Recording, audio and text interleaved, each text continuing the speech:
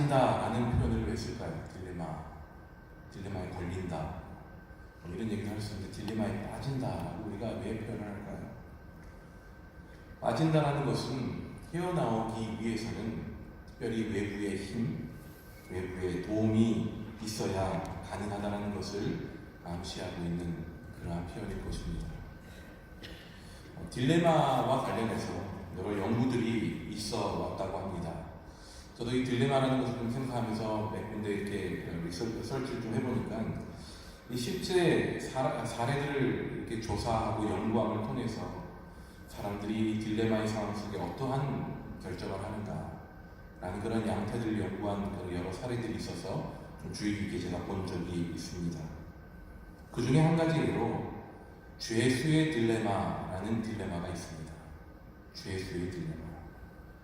일종의 사례 연구, 케이스 스터디인데요. 어떤 게임 모티브 중에 비제로섬 게임이라는 것이 있습니다. 좀 어려운 표현일 수 있는데요. 영어로 굳이 표현하면 non-zero-sum 게임이라고 얘기할 수 있습니다. 제로섬이라고 얘기할 때는 뭘까요? 이렇게 합치면 제로가 된다는 거죠. 어떠한 게임을 해서 누군가가 10점을 따면 동시에 상대방은 마이너스 10점이 된다는 것입니다. 그래서 결국에 합치면 제로가 된다는 거죠. 누군가가 이만큼을 얻으면 누군가는 결과적으로 그만큼을 잃어야만이 이루어질 수 있는 게임. 이것이 바로 제로섬 게임입니다. 반대로 비제로섬은 무엇이겠습니까? 합쳐도 제로가 되지 않도록 만드는 그것을 목표로 하는 그러한 소위 게임이라고 하는 게임이라고 얘기할 수 있겠죠. 비제로섬 게임은 다시 말하면 윈윈 할 수 있는 방법을 찾는 그러한 게임입니다. 죄수의 딜레마라는 이 사례에서도 비제로섬, 다시 말해 윈윈을 이룰 수 있는 가능성을 이렇게 제공해 줍니다. 그리고 윈윈 할 수 있도록 유도하는 거죠. 하지만 개인적인 욕심이나 생각이 들어가면서 결국 상대방에게는 불리함, 나에게는 이익이 되는지 모르지만 상대방의 유익하지 못한 그런 어떤 불리한 상황은 내가 개의치 않겠다라는 그런 결정을 판단을 내리는 그러한 사례가 바로 이 죄수의 딜레마 속에서 그대로 드러난다는 겁니다. 주어진 상황을 제가 말씀을 드려보죠. 이런 딜레마입니다. 2명의 사건 용의자가 붙잡혔습니다. 서로 다른 취조실에 이렇게 들어가게 된 거죠. 격리되어 있습니다. 서로가 서로를 이렇게 볼 수 없고 얘기할 수 없습니다. 이들에게 자백 여부에 따라 몇 가지 선택이 주어지는 겁니다. 둘 중 하나가 배신을 하고 죄를 자백하고 소위 말하면 분다고 불면 그 죄를 자백한 사람은 즉시로 석방이 됩니다. 다른 한 사람은 대신 10년을 복역을 해야 되는 것이죠. 둘 모두 서로를 배신해서 죄를 자백하면 둘 다 5년형을 살아야 됩니다. 마지막으로 둘 다 모두 죄를 자백하지 않고 입을 다물고 소위 말하는 배신하지 않으면 둘 모두 6개월을 복역하게 됩니다. 자, 여기서 비제로섬, 다시 말해 이 세 가지 중에 이 주어진 상황 속에 윈윈 할 수 있는 그 방법이 어떠한 선택이겠습니까? 좀 어렵나요? 윈윈하는 방법은 둘 다 입을 다무는 거죠. 둘 다 입을 다물면 둘 다 6개월만 복역하고 나올 수 있는 것입니다. 이 세 가지 조건, 이 세 가지 선택지 중에 둘 다 좋을 수 있는, 그나마 윈윈할 수 있는 방법은 바로 두 사람 다 입을 다무는 겁니다. 하지만 이 사례의 보편적인 선택은 서로 상대방의 결과를 고려하기보다는 자신의 이익을 극대화하는 선택을 하더라는 거죠. 침묵보다는 자백합니다. 저 사람은, 상대방은 그래 윈윈하기 위해 입을 다물겠지 라고 생각하고, 그래도 만약 그 사람이 입을 다물었을 때 내가 자백을 하면 나는 당장 속박되겠지 라는 생각으로 그렇게 선택을 하더라는 것이죠. 두 제자는 딜레마에 빠집니다. 그리고 그 딜레마로부터 빠져나기 위해 고민하고 결국 최선의 선택을 하겠죠. 하지만 결과는 최선이 아니었습니다. 답이 뻔히 나와 있는 딜레마라고 보입니다만 생각보다 당사자들에게 딜레마는 벗어나기 수월하지 않은 그러한 사건입니다. 그 딜레마를 벗어나는 과정에서 소위 우리 각자가 가진 판단과 경험, 가치 기준 등이 복합적으로 적용하기 때문에 고민하겠죠. 우리처럼 피할 수 없는 삶의 딜레마를 지혜롭게 다뤄가기 위해 우리 모두 끊임없이 싸워가게 될 것입니다. 여러분들은 어떠한 결정을 하시는지 알 수 없습니다만 이 사례는 이만큼 우리의 삶 속에 끊임없이 선택해야 되는 마치 딜레마의 상황 속에 우리가 끊임없이 빠져드는 그런 인생을 살아가게 된다는 것을 말씀드리려고 제가 하나의 예화로 먼저 말씀을 드려보았습니다. 오늘 본문을 노래하는 시, 이 시편의 시를 쭉 보면 다 배경이 있습니다. 상황이 있습니다. 시인이 처한 처지가 있다는 것이죠. 오늘 본문을 노래하는 시인 역시 바로 이러한 딜레마를 다루어가는 그러한 상황 속에 참 안쓰러우리만큼 답답한 딜레마 속에 빠져있는 것이 보여집니다. 또 이 딜레마가 하나님과 직접적으로 연관되어 있어 보이기에 더더욱 안타까워 보입니다. 시인이 마주한 딜레마는 다름 아닌 하나님의 신뢰에 대한 딜레마였습니다. 단지 시인 개인의 고난을 말하는 것이 아닌 듯합니다. 이 시편의 저자가 누구인지는 밝혀져 있지 않습니다만 그 내용을 곰곰이 겪어보면 어떠한 인간의 고통과 시련을 얘기하기보다는 이스라엘 민족 전체를 향한 고난, 이스라엘 민족이 겪고 있는 딜레마, 그리고 특별히 이스라엘의 책임 있는 자의 그러한 역할에 있는 자의 고민이라고 추측해 볼 수 있습니다. 아마도 이스라엘의 왕 중에 한 명이 아닐까라고 학자들은 여깁니다. 이스라엘이 처한 상황이 오늘 길게 읽으셨습니다만 9절부터 구구절절 이야기되고 있습니다. 제가 이 시편 긴 구절을 이렇게 자르지 않고 다 읽은 이유가 있습니다. 이 시인의 어떤 고뇌와 시인의 딜레마 속에 고민하는 그 갈등이 1절부터 26절까지 쭉 이어지고 그런 복합적인 마음이 표현되어지고 있기 때문에 어느 한 문제는 제가 끊을 수가 없었습니다. 그들이 겪어온 시련과 환난을 두고 시인은 이렇게 말합니다. 주께서 우리를 버렸다라고 그렇게 시인은 고백합니다. 전쟁을 해도 하나님께서 더 이상 함께하지 않으시는 것 같습니다. 이전에는 전쟁하면 많은 부분 승리하게 하시고 아무리 생각해도 내가 그 정도 우리의 능력이 그 정도 되지 않는 것 같음에도 불구하고 승리케 하셨던 하나님께서 더 이상 도우지 않으시는 것 같아 보입니다. 마치 적들에게 자신들을 헐값으로 그렇게 넘기시는 것 같아 보입니다. 결국 이웃들의 조롱거리가 되고 있는 듯 여겨집니다. 그냥 상황이 주는 시련이라 여겨질 수 있지만 시인에게 이 상황이 더 힘겹게 다가오는 것은 소위 딜레마로 다가오기 때문입니다. 더욱이 그 딜레마는 하나님과의 관계로부터 오는 딜레마이기에 더더욱 힘겹게 다가오더라는 거죠. 그 딜레마가 17절에서 그대로 표현되어집니다. 이 모든 일이 우리에게 임하였으나 우리가 주를 잊지 아니하며 주의 언약을 어기지 아니하였나이다. 시는 고백합니다. 우리는 주님을 잊은 적이 없습니다. 주님의 언약을 깨뜨리지 않고 어떻게든 잘 잘 따라보려고 애썼습니다. 근데 이 모든 고난과 아픔이 여전히 우리 가운데 있습니다. 도대체 무엇 때문입니까? 라는 탄식이 바로 27절의 시인의 고백인 것이죠. 우리는 마음으로 주님을 배신한 적도 없고 주님의 길을 벗어나려고 의도적으로 그렇게 머리를 굴린 적도 없습니다.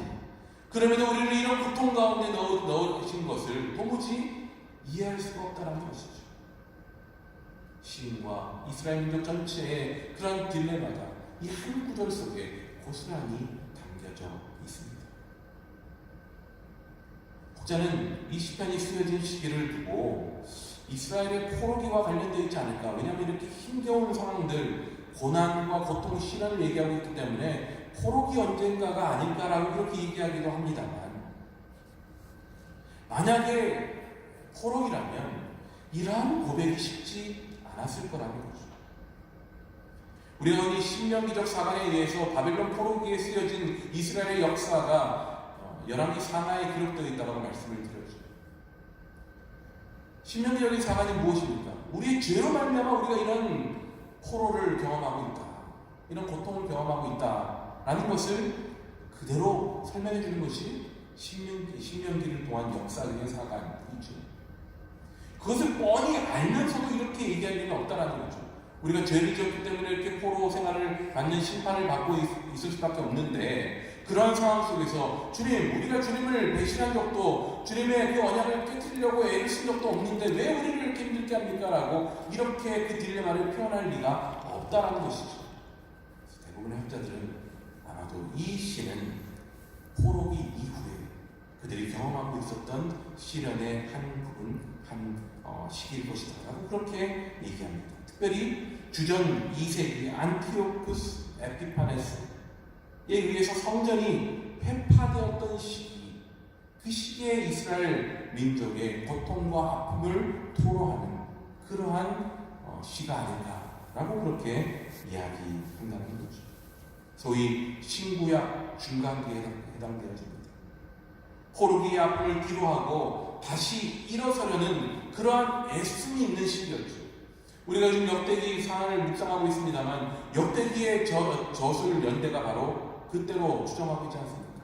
포로기 이후에 이제 다시 하나님과의 언약을 회복하고 그 언약을 깨어지지 않을 것이라는 그 어떤 신뢰를 가지고 다시 회복되려고 하는 바로 그때, 끊임없이 이루어지는 다가오는 시련과 아픔, 도전들 속에 시인은 이렇게 고백하고 있는 것입니다.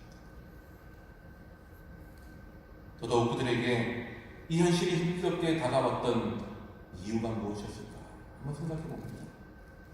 물론 현실적인 어려움이 컸겠죠.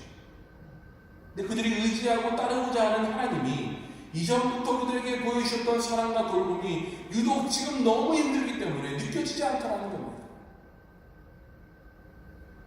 가나안이라는 땅을 얻게 될 때에도 그들은 알고 있었습니다. 우리가 힘이 있어서, 우리가 능력이 있어서 그 가나안을 얻게 된 것이 아니라는 걸 그들은 알고 있었습니다.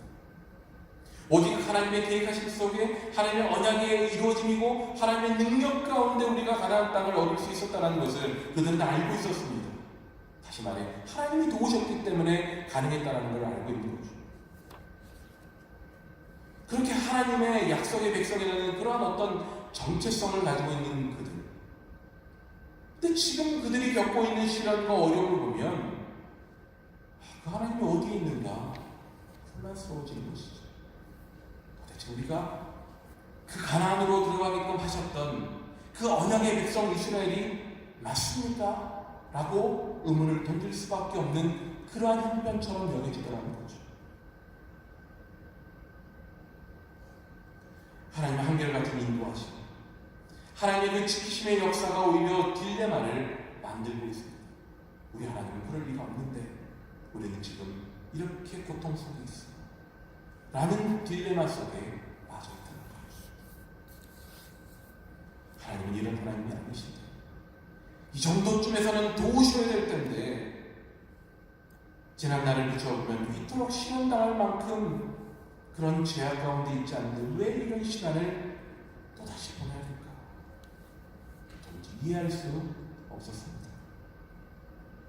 그렇다면 결국 하나님께 문제의 원인을 돌릴 수밖에 없었죠. 하나님에 대한 기억 그리고 현실 그 사이에서의 하나님에 대한 딜레마가 그들의 마음을, 이 시인의 마음을 요동치게 만들었던 겁니다.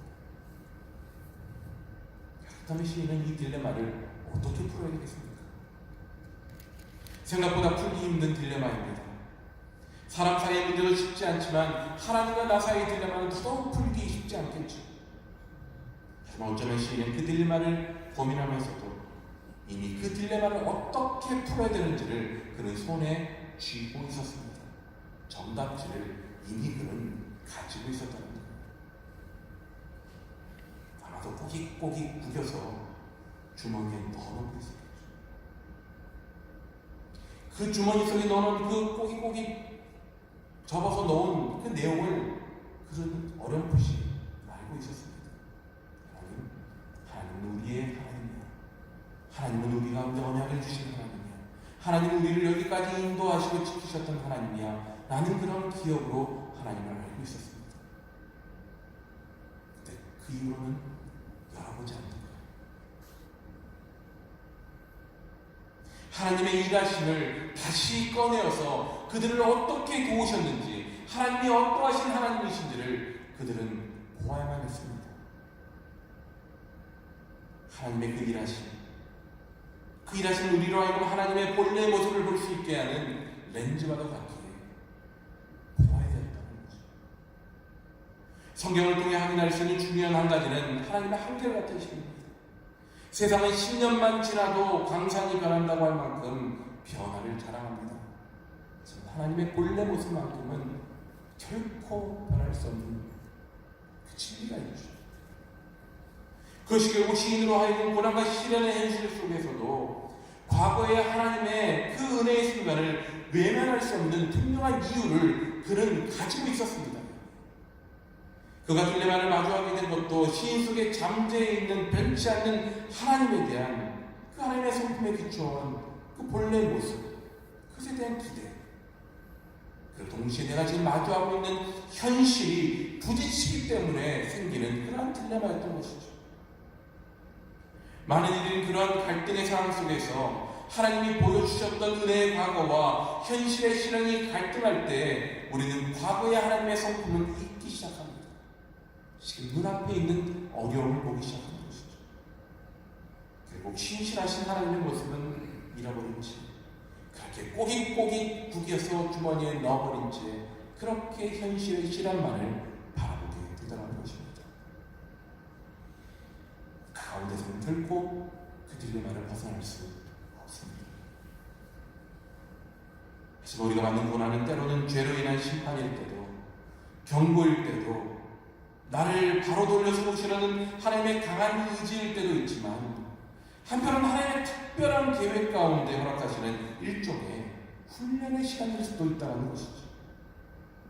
나를 위해 은혜와 돌봄의 하나님이 되어주셨던 과거의 시간들이 분명히 있다면, 지금 이 순간 역시 그 방식은 다를는지 모르지만 나를 도우시고 나를 좀 더 건강하게, 나를 좀 더 성숙하게 세워가시기 위해, 하나님이 친히 쓰시기 위해 이 시련과 고통을 통해 일하고 계시는 순간일 수 있다는 것을 우리가 잊어버리고 살아갈 때가 많다는 것이죠. 하나님과 관계로부터 오는 신뢰의 흔들림은 다른 곳에서 해결할 수 없습니다. 그 신뢰의 문제는 오히려 지금까지 나에게 이루어오셨던 하나님의 은혜, 변함없는 하나님의 그 성품, 하나님과의 관계 속에서만 해결되어질 수 있다는 것입니다. 그러기에 지난 시간, 하나님이 이루어오신 그 시간들, 그 속에서 만난 하나님의 본래 모습으로 우리 끊임없이 우리의 시선을 돌리는 연습을 게을리하지 말아야 된다는 것이죠. 이렇게 어제 하나님을 통해 오늘의 삶을 새롭게 이해할 수 있게 하십니다. 그리고 그 하나님을 통해 내일의 하나님을 볼 수 있는 눈을 열어주신다는 것이죠. 오늘 오전에 기도하는 가운데 마음이 되게 힘들었습니다. 여러 주변의 상황들을 바라보면서 마음의 어려움들이 자꾸 막 느껴지는 거예요. 그래서 말씀을 준비하다가 그런 마음들이 자꾸 와서 말씀 준비한 걸 내려놓고, 제가 요즘에 교회에 이렇게, 제가 교회를 아직 이렇게 곳곳을 잘 안 가봐서 제가 매일 한 군데씩 가서 기도하거든요. 그래서 오늘은 저기 어디죠? 하이시 그 교육부 로비, 거기서부터 제가 갔어요. 제가 그렇게 앉아볼 별로 기회가 없더라고요. 그래서 언젠가 마음을 주셔서 하루에 한 군데씩 가면서 이렇게 앉아서 아침에 기도를 조금씩 해요. 설교 준비할 때 너무 답답해서 다시 거기를 갔습니다. 기도하는 가운데 네가 지금 뭘 하다 왔느냐를 깨닫게 하죠. 설교 준비하다 왔는데, 아니 그거 말고 설교 준비 내용이 뭐냐고 얘기를 하시는 거예요. 그 마음이 제가 마음이 부끄러워지시겠어요. 분명히 내가 강단에 서면 하나님의 일하심의 은혜, 여기까지 나를 도우시고 우리 교회를 도우신 하나님을 기억하자라고 내가 선포할 텐데, 그 하나님을 바라보며 지금의 어려움과 지금의 혼란스러움을 이기자라고 얘기할 수 있어야 얘기할 텐데, 그리고 그 눈으로 우리를 향해, 나를 향해 부으실 하나님의 그 미래의 일하심을 보자라고 내가 선포할 텐데, 정작 지금의 어려움에 그 조금의 운동이 속에 그냥 스스로 웅크리고 있는 제 모습을 보게 하시는 거예요. 하나님께서는 우리에게 말씀하십니다. 지금의 어려움을 내가 안다. 지금의 혼란스러움과 지금의 시련을 내가 안다. 거기에 그냥 웅크리고만 있게 된다. 내가 너와 함께하고 내가 이 교회와 함께했던 지난 시간들을 결코 간과하지 마라. 그 시간을 통해 하나님을 보라고 말씀하죠. 그리고 그 하나님 대신 내가 너가 섬기는 이 교회의 미래, 내일을 위해 내가 일할 것이다 라고 말씀하십니다. 만약 그 순간 제가 그런 과정을, 오늘 잠깐의 그 시간을 내가 못 가졌다면 지금 저는 이 말씀을 전하면서도 여전히 제 안에서 이것을 해결하지 못한 채 저도 허우적된 상태로 그냥 주어진 말씀 전달만 하고 내려갔을 수도 있을 거예요. 하나님께서 이 말씀을 통해 이 말씀을 준비하는 가운데 하나님의 마음을 깨닫게 하셨습니다. 딜레마 속에 있었어요. 그렇지 않습니까? 우리의 모든 삶이 그런 딜레마 아닙니까? 신앙의 삶을 살아간다고 하면서 딜레마 없이 살아간다고 얘기하는 것은 어찌 보면 좀 심하게 말하면 거짓이라고 얘기할 수도 있습니다. 왜요? 우리의 삶이 말씀과는 너무나도 동떨어져 있는 환경으로 다가올 때가 많이 있기 때문에, 신앙의 삶이 성경에서 말하고 있는 것처럼 그대로 그렇게 화려하고 은혜 가득하고 기쁨 가득한 것만으로 우리에게 다가오지만은 않는다는 것입니다. 딜레마를 마주할 수밖에 없고, 그 딜레마 속에 정말 선택할 수밖에 없는 상황을 마주할 수밖에 없는 것이 우리의 인생이라는 것이죠. 어떻게 우리가 대처해야 되겠습니까? 하나님 오늘 이 시편 기자를 통해 우리에게 말씀해 주십니다. 내가 너희에게 행하였던 그 나의 일함을 기억하라고 말씀하십니다. 그리고 오늘 시편 기자가 23절부터 9절들 다시 하나님을 향해 간절히 외치는 그 외침처럼 너희 미래를 하나님께 온전히 의탁하라라고 그렇게 말씀하시죠. 23절에 저렇게 얘기합니다. 주여 서서 어찌하여 죽으시나이까? 일어나시고 우리를 영원히 버리지 마소서. 하나님께 원망하는 것이 아닙니다. 하나님은 나를 깨우시고 하나님은 나를 이끄시고 나를 지키시는 분이십니다. 주님 잠자지 마십시오. 잠주시지 않으실 분도 알아요 라고 그렇게 고백하는 것입니다. 24절에 이렇게 말씀하죠. 어찌하여 주의 얼굴을 가리시고 우리의 고난과 압제를 잊으시나이까? 시련과 고통 앞에 두렵습니다. 하지만 이 또한 결국엔 우리의 시련과 고통을 결코 잊으실 하나님이 아니시라는 역설적인 그러한 고백이라는 것입니다. 26절에서 이렇게 고백하죠. 일어나 우리를 도우소서. 주의 인자하심으로 말미암아 우리를 구원하소서.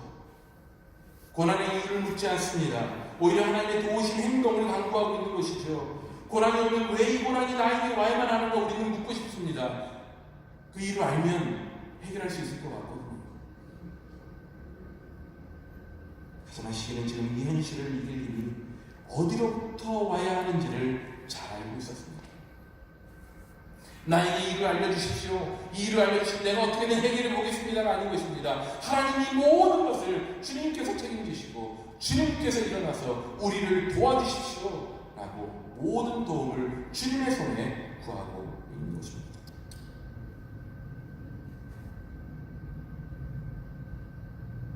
이해할 수 없었습니다. 현실이 힘겨웠습니다. 하지만 시인은 지난날 함께 하시는 한결같은 그 하나님께 다시 의지하고 지금의 시간을 이길 힘을 얻었고 더 나아가서 이제 그 모든 것들을 도와주십시오. 주님의 능력으로 이 모든 시간을 이기게 해주십시오. 미래까지 온전히 맡겨드릴 수 있게 되었다는 것이죠. 아쉽게도 고난은 오늘을 살아가는 우리의 삶 역시 비껴가지 않습니다. 하지만 아쉽게도 라는 말을 이제는 우리가 바꿔야 될 것 같습니다. 오히려 은혜롭게도 우리는 그 고난과 시련의 삶을 마주하게 될 것입니다. 그 시련의 자리, 그 고난의 자리가 지금까지 한결같이 우리를 떠나지 않고 도와주셨던 하나님을 만날 수 있는 자리입니다. 우리의 영원한 삶을 책임지실 그 주님께 우리의 모든 것을 의지할 수 있는 은혜의 자리가 되기 때문입니다. 힘겨운 삶의 자리에 계십니까? 혹시 딜레마와 같은 그러한 힘겨운 믿음의 삶, 그 여정을 걸어가고 계십니까? 힘내십시다. 그리고 우리를 지금까지 도우셨던 하나님을 다시 한번 찾아보십시다.